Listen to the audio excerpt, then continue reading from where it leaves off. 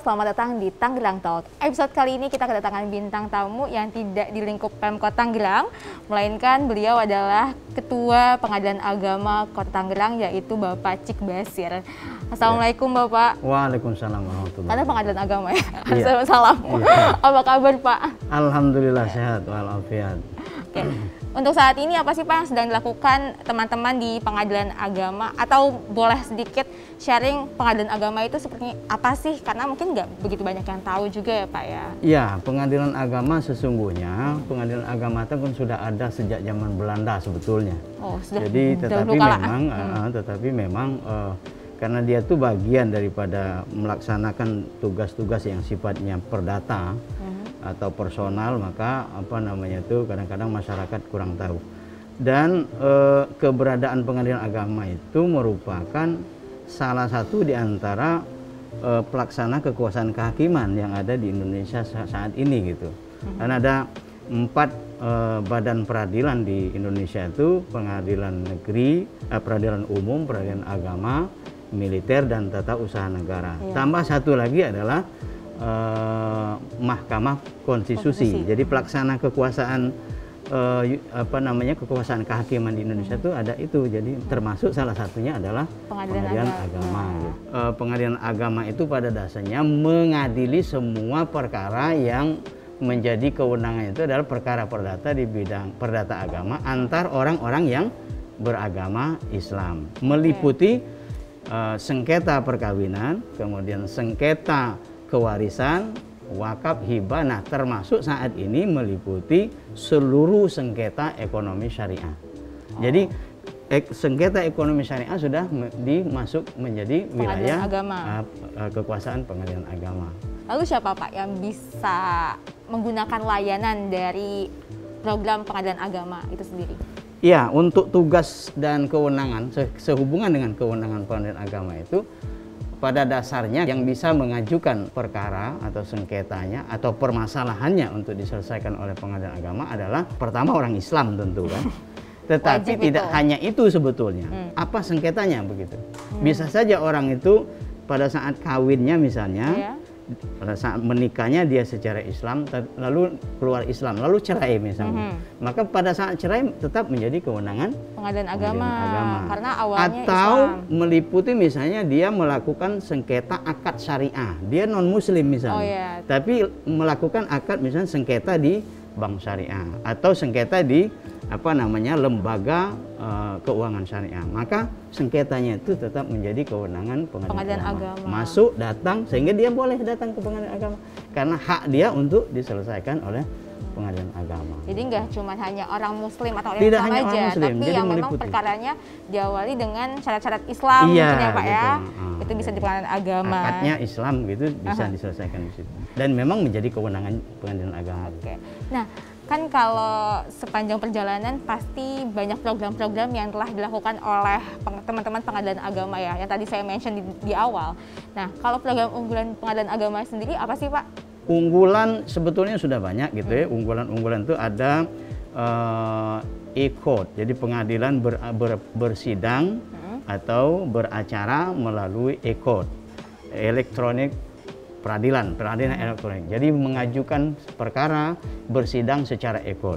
Ada litigasi. Jadi orang itu pada dasarnya dia tidak perlu datang ke Pengadilan Agama secara real, tapi juga bisa melalui secara online. Itu menjadi unggulan. Atau misalnya terkait dengan dalam hal mengajukan perkara. Orang-orang yang dana terbatas, tidak bisa menggunakan misalnya pengacara, bisa mengajukan ada namanya gugatan mandiri. Datang ke Pengadilan Agama, dia bisa bikin sendiri, dituntun, nanti ada medianya, ada pengarahnya, bisa diajukan sendiri. Jadi diajukan secara mandiri, jadi gugatan mandiri namanya. Lalu layanan lain ada SIPP, kemudian layanan lain bagi orang yang tidak mampu misalnya. Orang-orang yang tidak mampu bisa berperkara di pengadilan agama tanpa biaya gitu. Ada namanya gratis. Prodeo. Bisa itu unggulan. Jadi Prodeo, perkara tanpa biaya itu unggulan peradilan agama gitu ya. Di dalam melayani publik, melayani kepentingan masyarakat yang memerlukan di pengadilan agama ya Pak. Nah, seiring berjalannya waktu juga, apa sih Pak yang kasus yang paling familiar yang bisa ditangani oleh teman-teman pengadilan agama wilayah Kota Tangerang, khususnya di Kota Tangerang ini? Yang paling familiar dari dulu pengadilan agama itu adalah terkait dengan sengketa keluarga gitu. Sengketa keluarga artinya perkara-perkara yang terkait dengan perdata agama yang terkait sengketa keluarga. Itu yang paling banyak. Sengketa perkawinan. Mulai dari perceraian, kemudian harta bersama, kemudian gugatan masalah pemeliharaan atau pengasuhan anak, kemudian waris, kemudian sengketa wakaf, sengketa anak.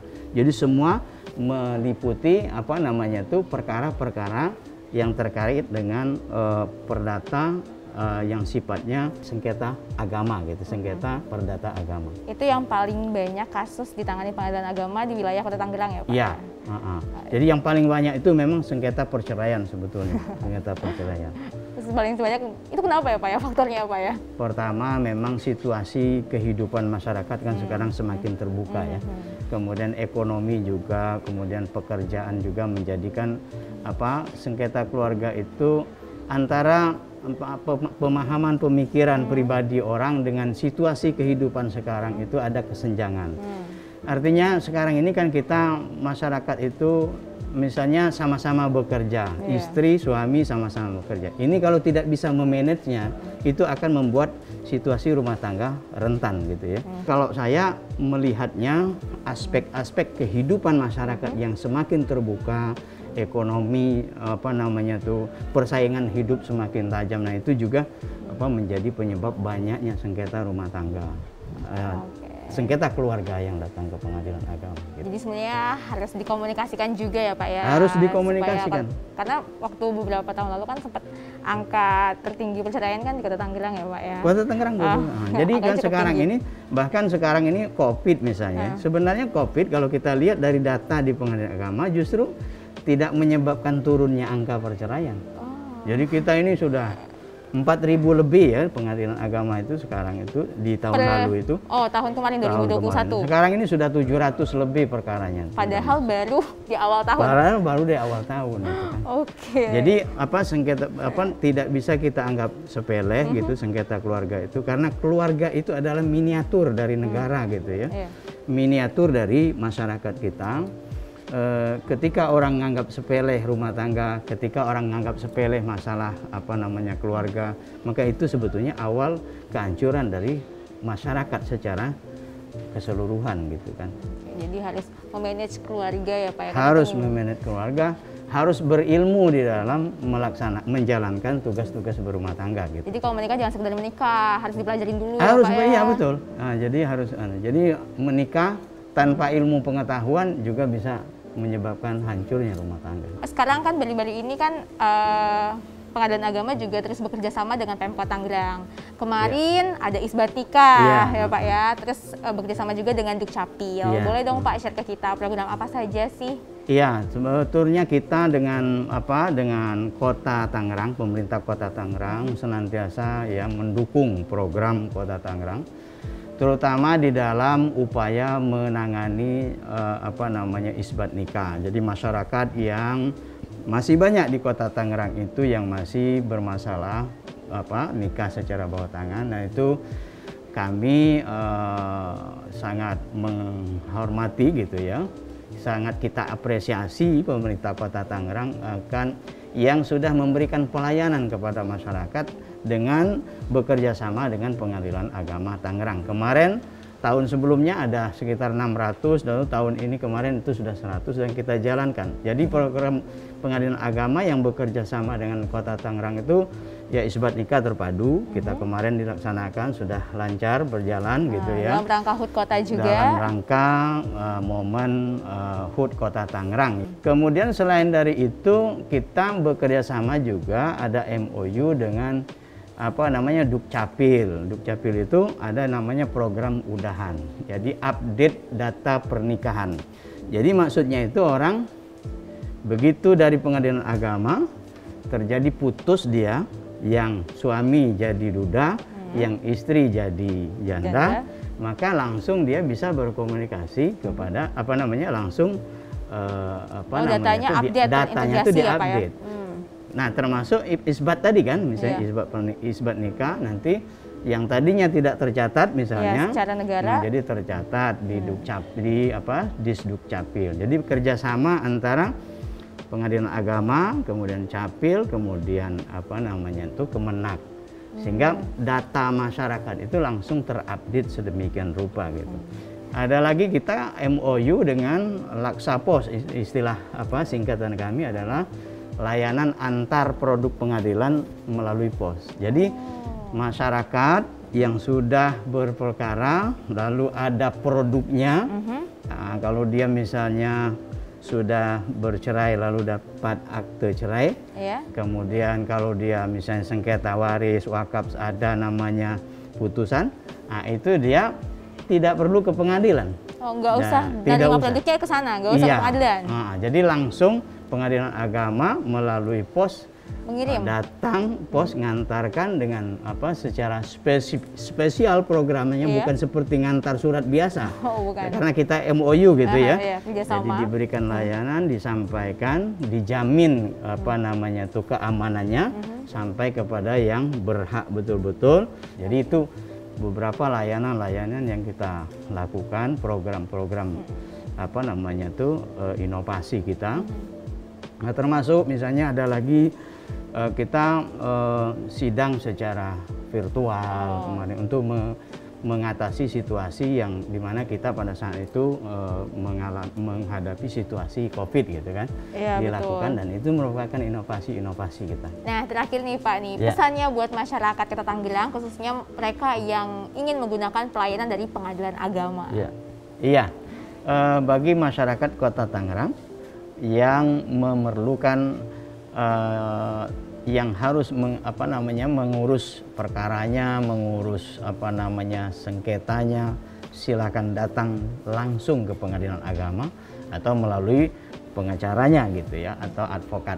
Tetapi kalau tidak pakai advokat silakan langsung datang, tidak perlu melalui calo, tidak perlu melalui orang-orang yang tidak jelas, karena itu tidak zamannya lagi untuk sekarang. Langsung saja, jadi perkaranya itu biayanya jelas, ongkosnya jelas, caranya jelas, semuanya ada aturan yang sudah jelas.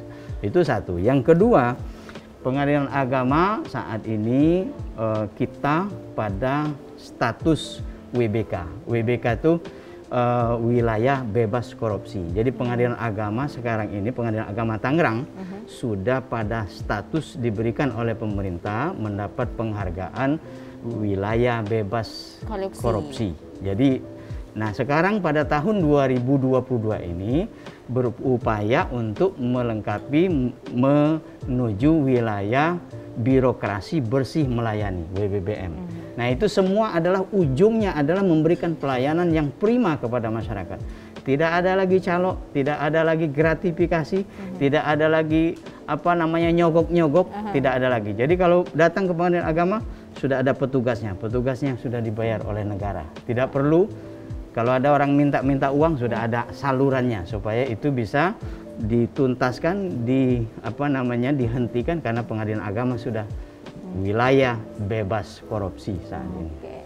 Jadi Iya. semuanya masyarakat bisa dilayani Bisa tanpa dilayani. terkecuali. Tanpa terkecuali. Bisa langsung saja datang ke pengadilan agama dan bertanya kepada petugas yang memang sudah diberikan pelatihan secara baik untuk melayani masyarakat tentunya.